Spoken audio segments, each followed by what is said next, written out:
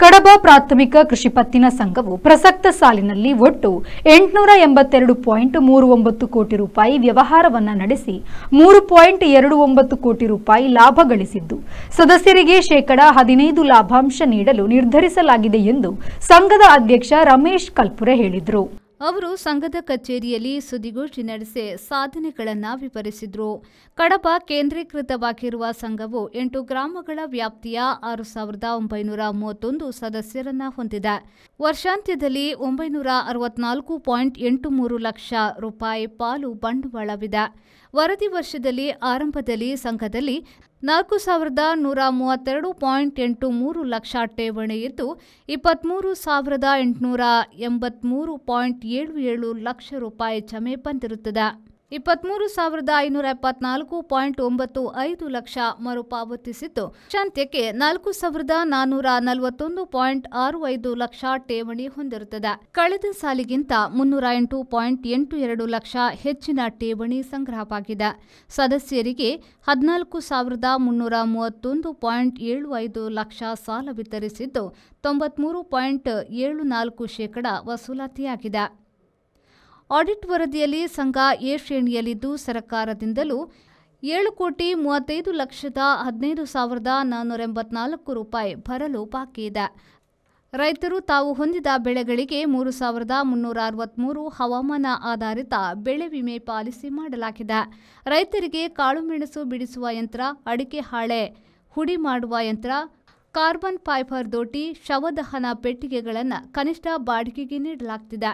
ಮಿತ ದರದಲ್ಲಿ safe locker ವ್ಯವಸ್ಥೆ ಇದೆ. ಸಂಘದ ಮರ್ದಾಳ ಶಾಖೆಗೆ ಸುಸಜ್ಜಿತ ಕಟ್ಟಡ, ಗೋದಾಮು ನಿರ್ಮಿಸಲಾಗಿದೆ.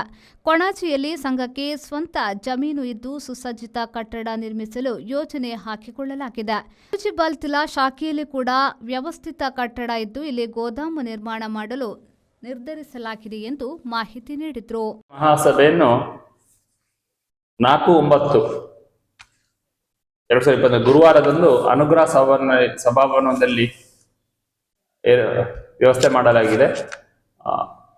ಹೆಚ್ಚಿನ ಸದಸ್ಯರೆಲ್ಲರೂ ಇದರಲ್ಲಿ ಭಾಗವಹಿಸಬೇಕು ಅಂತ ನಿಮ್ಮ ಮೂಲಕ ನಾನು ಕೋರ್ತಾ ಇದ್ದೆ. 23ನೇ ಆಯೋಗದ ವರ್ಷದ 25ನೇ ಮಹಾಸಭೆಯಲ್ಲಿ ಸಭೆ ವರದಿಯನ್ನು ಈಗಾಗಲೇ ನಿಮಗೆ ಕೊಟ್ಟಿದ್ದೇವೆ.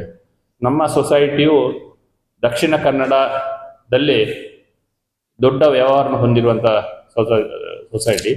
ಕಳೆದ ಒಂದು 12 ವರ್ಷದಿಂದ ಸತತ ಎ ಶ್ರೇಣಿಯನ್ನು ನಮ್ಮ ಸೊಸೈಟಿ ಪಡೆದಿದೆ ಮತ್ತು ಪ್ರತಿ ವರ್ಷವೂ DCC ಬ್ಯಾಂಕಿನಿಂದ ಪ್ರೋತ್ಸಾಹಕ ಬಹುಮಾನವನ್ನು ಪಡೆಯುತ್ತಾ ಇದೆ. ಈಗ ಹೇಳಲಿಕ್ಕೆ ನಮಗೆ ಹೆಮ್ಮೆ ಆಗಿದೆ. ಈ ಒಂದು ಯಶಸ್ವಿಗೆ ನಮ್ಮ ಸಂಘದ ಎಲ್ಲ ನಿರ್ದೇಶಕರುಗಳು,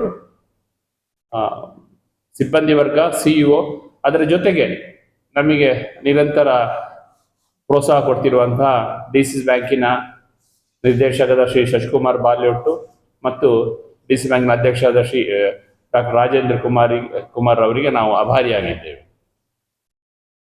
ಈ ಸಲ ನಾವು ದೊಡ್ಡ ಮೊತ್ತದ ಲಾಭವನ್ನು ಪಡಲಿಕ್ಕೆ ನಮ್ಮ ಸಿಬ್ಬಂದಿಗಳ ಪರಿಶ್ರಮದಿಂದ ಸಾಧ್ಯ ಆಗಿದೆ. 3,29 ಲಕ್ಷ ಲಾಭಾಂಶವನ್ನು ನಾವು ಪಡೆದಿದ್ದೇವೆ.